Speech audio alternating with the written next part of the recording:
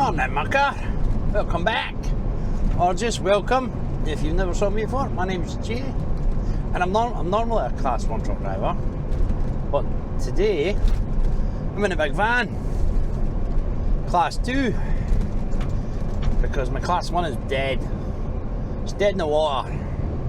From my previous video, if you saw it, she lost 2 injectors. Injectors died. So she's currently very, very slowly being repaired, allegedly.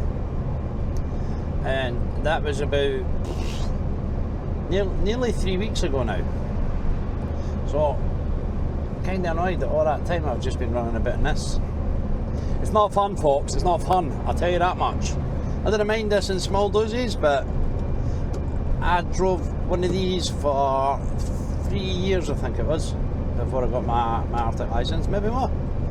3.5 years, every day. It didn't bother me at the time because I didn't know any better.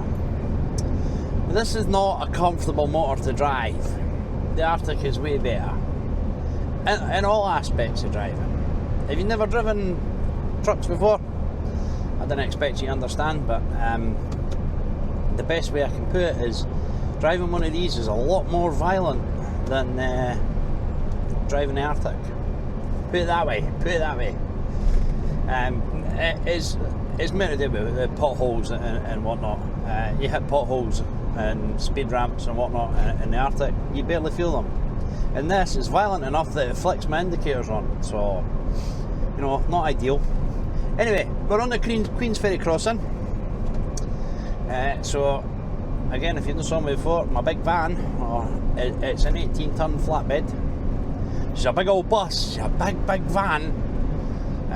That's a running joke, by the way. Arctic drivers like to call these big vans, which I suppose essentially nowadays they are. I have no aversion to people calling it a big van. It does not bother me. There's plenty of Arctic drivers who can't drive big vans like this. I know that for a fact. I've seen them. This is 10.5 metres long she is. She's got a 6.5 metre wheelbase, and we'll back it off because there is average speed cameras along here. She's 10.5 metres long with a 6.5 metre wheelbase. I think it's, I can't remember what the overhang on her is now, but she's got a fair old bit of tail swing on her. And today's challenge is make it to Fort William in one piece. But we're extremely heavy. We are almost the full 18 ton. And we're a couple of 100 kilos shy of the full 18 ton. I really wanted this to go in the Arctic, and they've pussyfooted about getting my Arctic fixed. So no bueno, folks. We are not getting the Arctic to play with today. But anyway, it's a very different challenge in the big van to the Arctic going up to Fort William. It's 7:15. We're on the A9, we've done an hour and 13 minutes driving. The weather may or may not play a factor in today's time and when we get there. If you can see that, I've said it's 25 to 10. It should be earlier than that, depending on several things. The weather being one of them, but also, I know they've started a lot of the dualling works on the A9. I don't know what the speed limits are, or the hold-ups, temp lights, that kind of thing. And also just the A9 in general can be a bit of a crapshoot. It is known as the most deadly road in Scotland. It's also one of the most beautiful roads. But unfortunately, you get a lot of complacency. It's a very, very long stretch. I think it's 110 miles from Perth to Inverness. And it's dual carriageway and single carriageway and dual carriageway, and people switch off and they forget that the single carriageway they're on isn't a dual carriageway. One of my biggest viewed videos was that very thing happening on A9. Unfortunately, it was a truck driver who had let it slip, and he pulled out into lane 2, which was not lane 2, it was actually the opposite flow of traffic, it was the southbound traffic, and it meandered on past another Arctic. And then, because people are sheep, there was a tipper behind me who pulled out and got alongside me, and yeah, I had to just watch the chaos unfold. Luckily, the cars that were coming in the opposite direction, and they did come in the opposite direction, because it's a busy old road, they were going slow enough that they were able to slow down, and the Arctic that was in front of me, he jammed on the brakes and let the lad in front. Now, whether the Arctic in front of me was aware that the guy was overtaken and not on a dual carriageway, I don't know, because he never backed off once. Probably for the same reason I never backed off, and I got slated for it. But because the tipper had pulled out and was starting to slowly overtake me, I didn't want to jam on the brakes and have the tipper jam on the brakes as well when they all realised that they were travelling on the wrong side of the road. But I got slated for it. So I said I should have just jammed on the brakes and kept well away from it, because the Arctic that was in front of me, that was on the right side of the road, he was filled with oxygen. So if they'd been a coming together, folks, yeah, it would not have been pretty, that's for sure. And also, the A9 is the only road in Scotland that we're allowed to do 50 mile an hour on the single carriageway, national speed limit road. I believe at the end of this month, though, I believe it's being up to all single carriageway roads for trucks. Remains to be seen if it actually happens at the end of the month, though. There's been, as far as I'm aware, nothing official. I read it somewhere. It could have been somebody just pulling that out their ass. It has been passed. It is going ahead. When is a different matter. Oh, come on, baby, just slow it down a little bit. This is the other problem I've got with being this heavy in this truck. The exhaust brake on her is garbage. So if I want her to slow down, I have to physically use my brakes. Now, I've never experienced brake fade in a rigid, and I don't want to. So I try not to test my luck and see if it happens. I've had it once in the Arctic, and it was horrible. I did not like it. And all that kept running through my head is, if you ever get brake fade, try not to stop. Keep it going. Just slow down as much as you can. Luckily, the Arctic, the engine brake on her is very good. It's very strong. So I managed to get her slowed down, and I kept her going at a nice steady 30 miles an hour until the brakes cooled down enough. Which is, apparently, if you stop after you've had brake fade, because your brakes will be so hot, your brakes can just burst into flames, and then your truck burns to the ground. Now that's not fun, folks. We've also got, we're in the height of tourist season, you know, it's coming out at the peak of summer, all the tourists are over, and a great deal of them seem to forget that we drive on the left here. As in, a sign there, drive on the left. Very many tourists have been filmed or dash cammed driving on the wrong side of the road. In fact, recently there was one in Spean Bridge. As you turn off to go back out towards Dalwhinnie, which is where we'll be turning off. We'll be turning off at Dalwhinnie. But it was two motorcyclists, and they were driving on the wrong side of the road, and they come down to a blind bend. They were going to turn right towards Dalwhinnie, and some cars came popping it down on their correct side of the road. Nearly wiped the bikers out. Luckily, they got out of the way in time, so it was not too terrible a video. But with the fact that how many tourists we have every year driving on the wrong side of the road is something you need to be aware of. And again, and that falls into the complacency that the A9 sort of induces. You've got to try and just keep your wits about you. A lot of people will just settle in, cruise control on, radio up, and take in the views, and then before you know it, there's standstill traffic in front of them. They've not realised, and then it's a multi-pile up, the A9's closed, and we're all having to try and find alternative routes, which there isn't too many around here for trucks, folks, let me be honest. There's a couple, none of them are great roads. We've hit the first section of roadworks. It's down to a 40, which is not too terrible. We can live with that. Already there's new sections of road being put in and whatnot that we've been driving on. Unfortunately the camera's running on, so you won't see it. But if it's your first time here, guys, or you've been here a couple of times, you're not subscribed yet, hit that subscribe button. I want to try and make it to 5,000 subscribers by the end of the year. That would be nice. Currently on 4,397, I think. Yeah, 4,397. See, this is the issue with these 40 zones. It turns into a big giant accordion. So we're down to 30 now. 26 miles an hour, and then we'll slowly pick up speed. We'll maybe get to 40. And yeah, see, there's a lad in front. He's so. What happens is they get so close to the car in front, rather than just keep a nice space, they get so close to the car in front, they keep having to tap the brakes, and then the person behind overreacts and they tap the brakes harder, and it's like a big accordion effect. Before you know it, the guy at the back's practically stopped. And there's no reason for it. Just keep a decent bit of space between you. There's no need to touch your brakes. If they start slowing down, you just back off the accelerator. And then when they start speeding up, you get back on the accelerator. It's not difficult to drive, but so many people are in such a rush, can't speak English, they're in such a rush to save a few seconds that they end up making it worse for themselves and they don't even realise. And there's one of the reasons I'm quite happy. I know people are going to think, oh, he just wants to speed about the place. One of the reasons I'm quite happy for it to go up to 50 across the board. Obviously, when it's safe to do so, the road that we're going to go onto when we get to Dalwhinnie, there's no danger you're going to catch me doing 50 mile an hour. It's just too narrow and twisty, windy.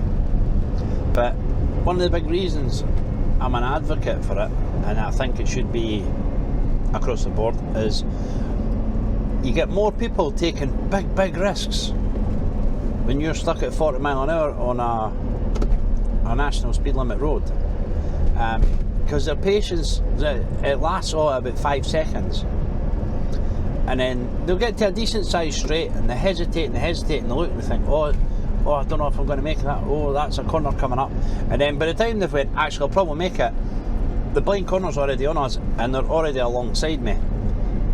And then that's when the issues arise. If somebody comes the other way, and I've quite a few times, if it happens to me, I just jam on the brakes. If somebody pulls out and there's a blind corner, I'll just jam on the brakes and let them get in front.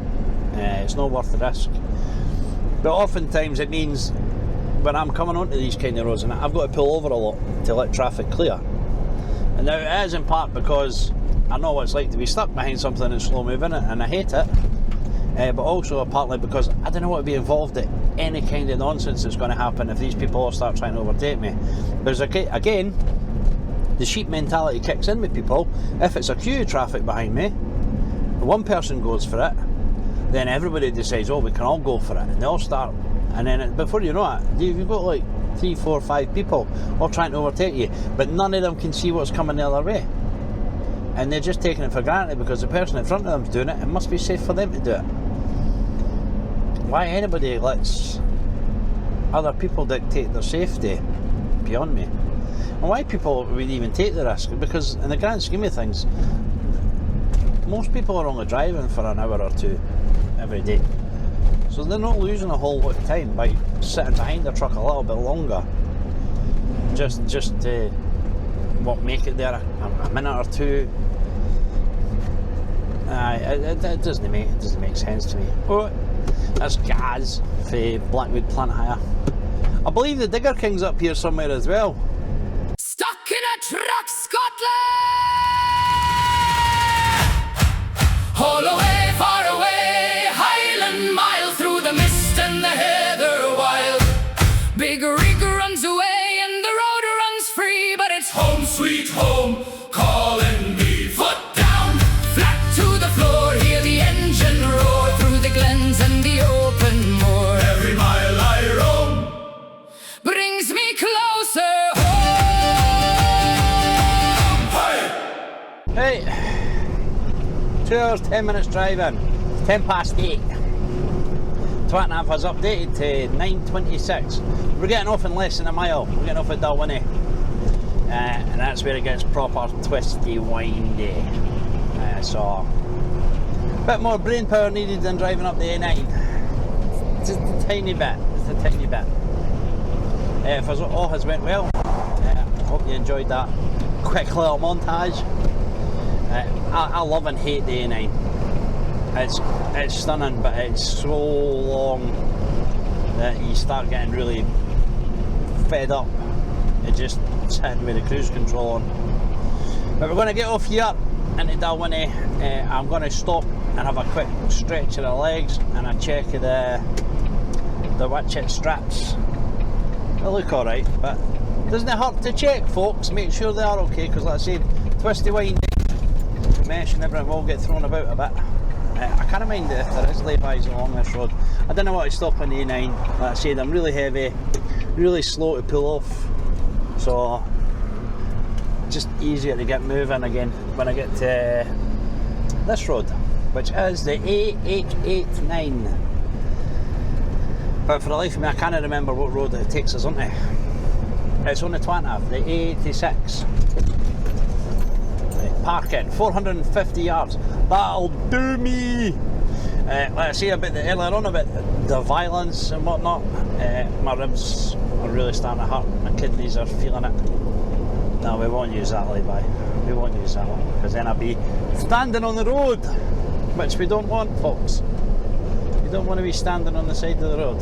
That's why we tie the ratchets on that side. Tie them. Yeah, I'm not stopping at that. What? I will get another lay-by, folks. I will get another lay-by. But one of the things I was saying about it being easier as well, with such a big wheelbase on the rigid, the back wheels tend to trail across corners. So on the tighter corners, I don't know if you'll see it, but she cuts the corners. So obviously on a left hand bend like that, it's fine, but on a right hand bend, if there's another truck or that coming, or a wobble box, you know, if a wobble box comes along, I'll get this lay by here, and they're in the middle of the road because they think they're driving a wide load, you know, I could clip them and it would be my fault because I would be on their side of the road. I'm not sure that would work with like 50/50s or whatnot. Hey, let's check the ratchet straps. They should be alright. There's a pokey wee bag. I think there's like 90 kilos of rebar in that. 2 clicks. 2 strained clicks. 1.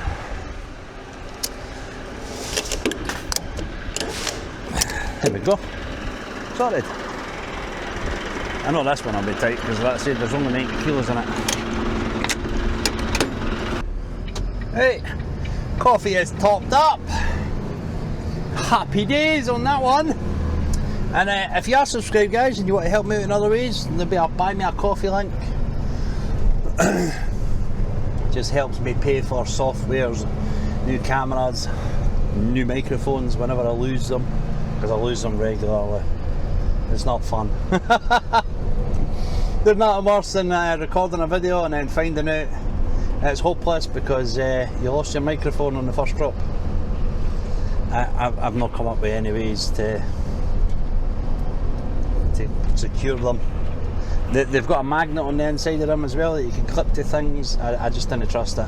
I did try I magnetised it to something in my pocket before and I knocked it off as I was getting in the cab. I managed to find it. Dalwhinnie Distillery? Yeah, Distillery. It's not brewery, it's Distillery. And there's the first of our big climbs that we're going to have to do that. I don't know if you can see it, but there's a hill over there. We'll come up to it now. But, aye, being this heavy, I would much rather be in the Arctic. She's 500 ponies versus this pokey 280. So, a bit less torque. Oh, excuse me. Yeah, a bit less torque, but the horsepower doesn't really matter. It's the torque that gets us up the hill. Horsepower determines how fast you're going to go. We can only go 56, so don't need all that much horsepower to make it to 56. Unfortunately, if you don't have all that much horsepower, you don't have all that much torque. Come on, lights change. There we go.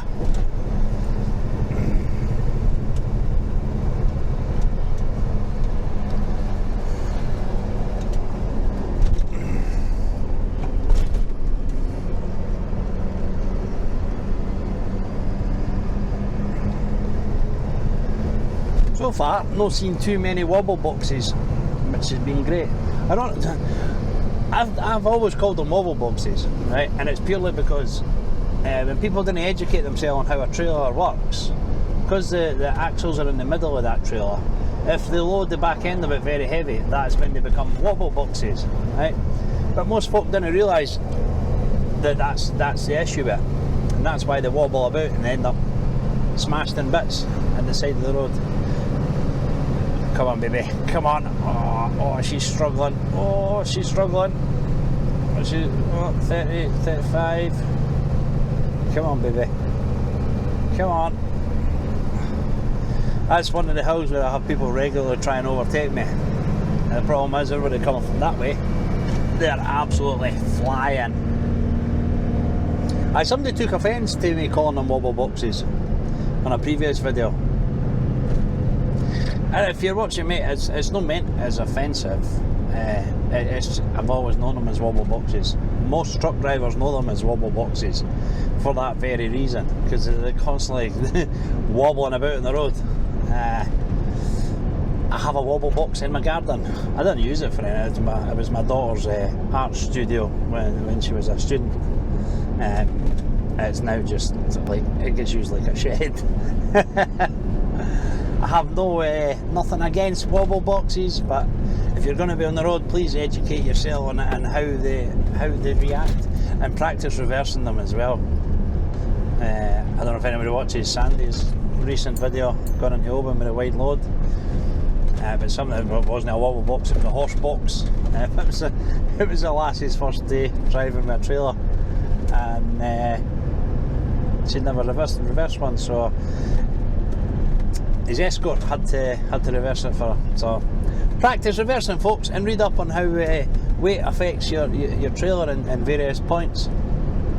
Putting it on the very back of the caravan, or the wobble box as we call them, will end in disaster. You will be in tears, especially how expensive they are for what they are. My God, some of them are as much as a house. Houston's my wee part of the country.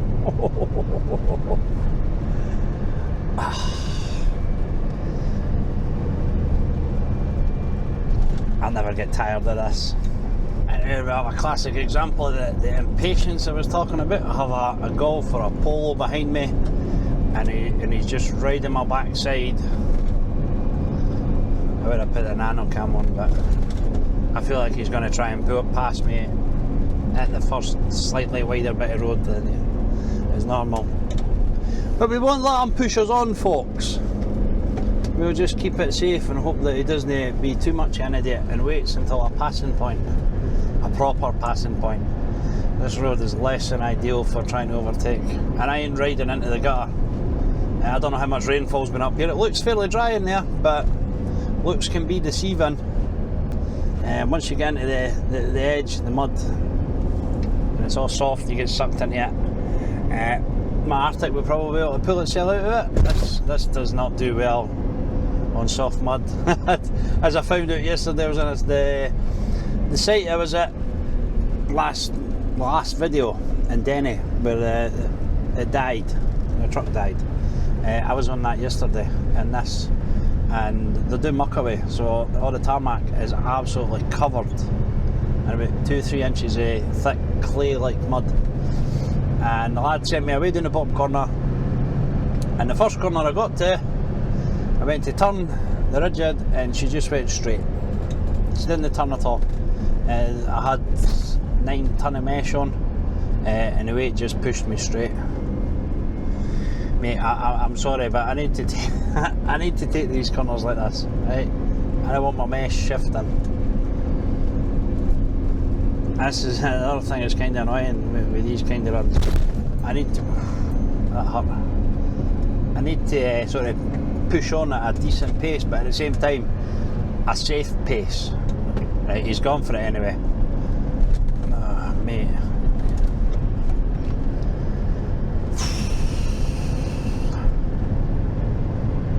That's the level I'm pacing for.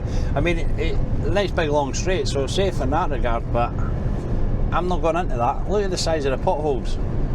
And once you start hitting potholes, you lose control of the truck as well. So I don't know, maybe that's my experience. Somebody pointed out in my last video, new driver.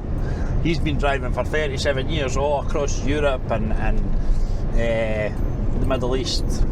I'm happy for him, but that stuff's not for me. I'm quite happy pottering about up here. This is my idea of heaven. I stopped off to stretch my legs again. I'm getting really sore.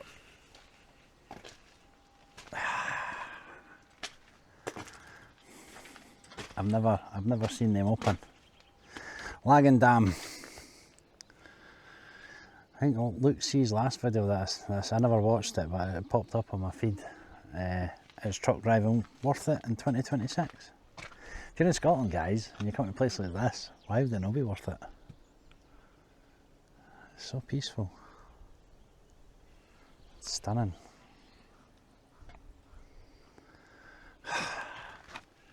I may look at the load, because she ugly.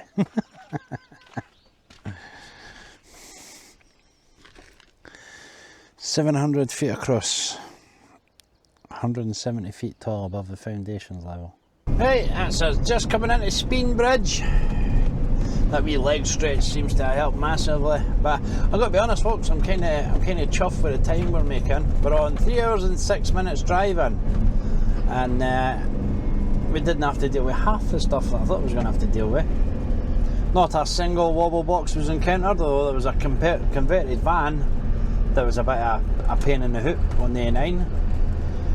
He went from 50 miles an hour on the dual carriageway down to 30 on this single. But there was a truck in front of me and he eventually managed to give him a clue that he was going far too slow.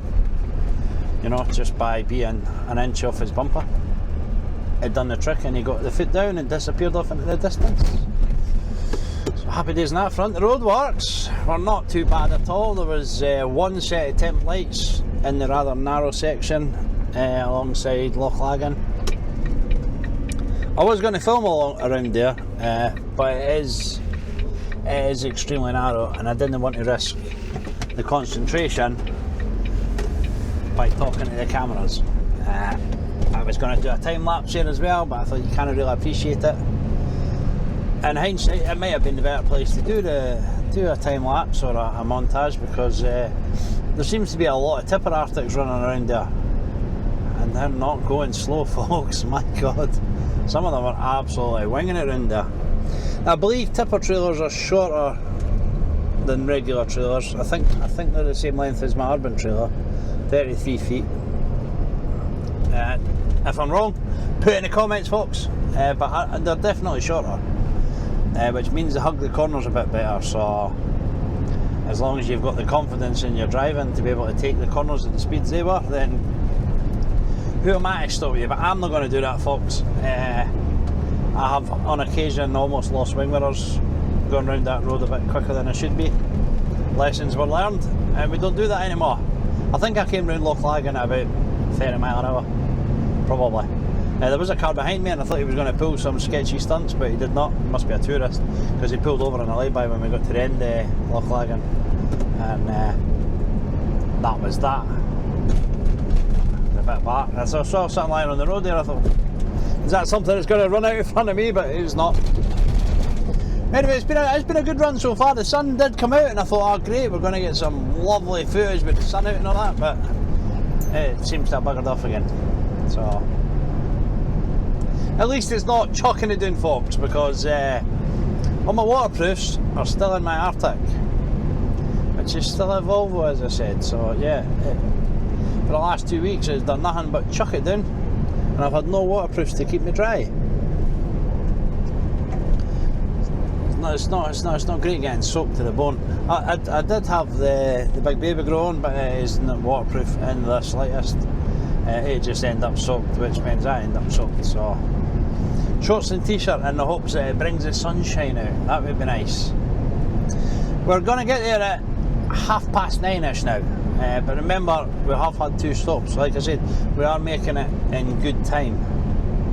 We're only 6 miles away from the roundabout to turn in towards Corpac, so I'm happy with that. Less than 2 miles away we're going back to BSW timber. It has been on the channel before. I was in the Arctic the last time. It's actually 2 drops that I've got here. One's for Fort William, one's for Oban. If I had the Arctic, I probably would have done them, because the boss was paranoid that I wouldn't be able to do them in one day. I think I would have been alright. Given the state of how quickly I got up here, I probably would have been alright. But he's decided, he's told the customer, because 99% of the stuff is coming off here at BSW timber, and then there's like 7 sheets of mesh to go to Oban, and that wee pickly bar that's in that bag that you saw, they might be going to Oban Airport. But the boss just didn't know it. He didn't know a chance. I said I would do it, especially in the Arctic. I mean, if it meant having a night out, it wouldn't have bothered me. I'd have been pretty close to home when I had the night out, so you know, that would have been completely fine, but he didn't want to risk it. So they've taken it all here, and then they've got to use one of their own motors to take the mesh and the bars to Oban. So we'll find out when I get in, folks, if they know that's what's meant to be happening. It has happened before. I've had this before where 2 drops for the one company have went into one place, and the lads have went, "I'll be taking nothing about that, mate. We're not taking that." So I'm backing forward between offices and whatnot. They had forgot to relay the information, and the poor lads had no idea it was meant to be coming off with them. So, not this company though, it was a different company. Would have been my first night out as well. Yeah, I was meant to have a night out before, but the job got put on hold, and then eventually the guy cancelled the job. It was to put in, he was putting in Tesla chargers, and he needed some steel. It was a hotel way far north, but you couldn't do it in 10 hours driving. We're on 3 hours 21 minutes driving now, so like I said, we're less than a mile away now. So more than comfortably I would have been able to do Fort William and Oban and back to work. Be stretching it, try to do it in 9, but 10 hours I could definitely do it. Hey, I'm hoping we didn't have any issues in here. As you saw, the mesh is quite high. It is all pre-slung, so they will be able to do it for the edge of the road if nobody's allowed to go on top of the mesh. I can't remember what happened the last time I was here, if they were allowed up on top of it or not, because it was two stacks of mesh and a couple of bags of rebar I brought here the last time, if I remember correctly. And I can't remember if they had any issues or if they were allowed to climb up or not. If they have to do it by the side of the road, then probably I'll be able to reset my driving before I finish tipped. If that's the case, then brilliant, I'll just bash on back down the road. But if not, I'm planning to stop at Laggan Dam to have my lunch because that's my favourite spot to stop for lunch. If I'm stopping anywhere, that's my favourite spot.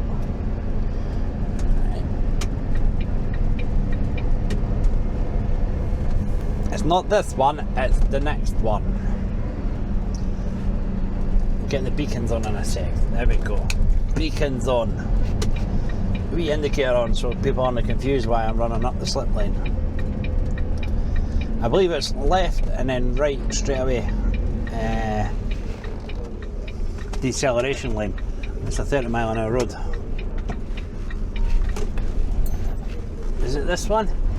Yes. Cheers, mate boy. There's the offices there in front of us. I must have mentioned about me not having any waterproofs. It started raining. Well, I think it's went off. Has it went off? Oh, it's went off.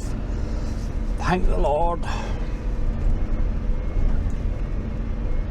Yeah, I'm not going to film in these guys' offices and that. I know I like to try and film the interactions and that, but I'm not going to do it here.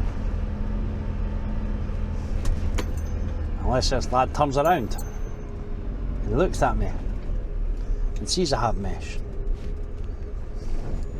I don't think he's going to though. Right, we're not blocking the road here, I don't think. Right, he's got to try and tip it with the forks. He's got a rubber duck. That's it over there. Nice Volvo. There she is. Ben Nevis. Never I think the biggest I'll ever climb would be Arthur Seat.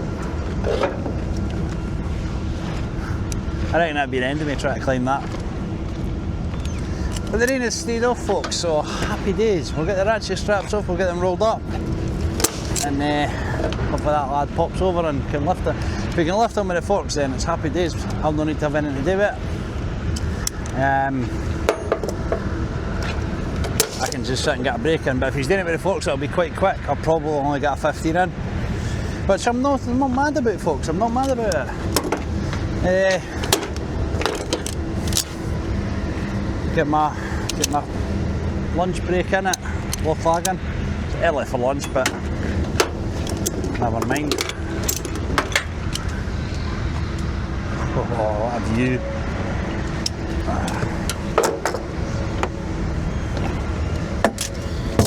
Shove you in there.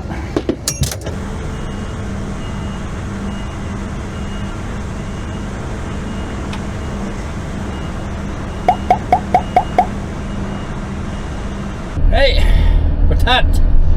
You're either watching it now or you've just watched it. I'm not sure what I'm going to do with it yet.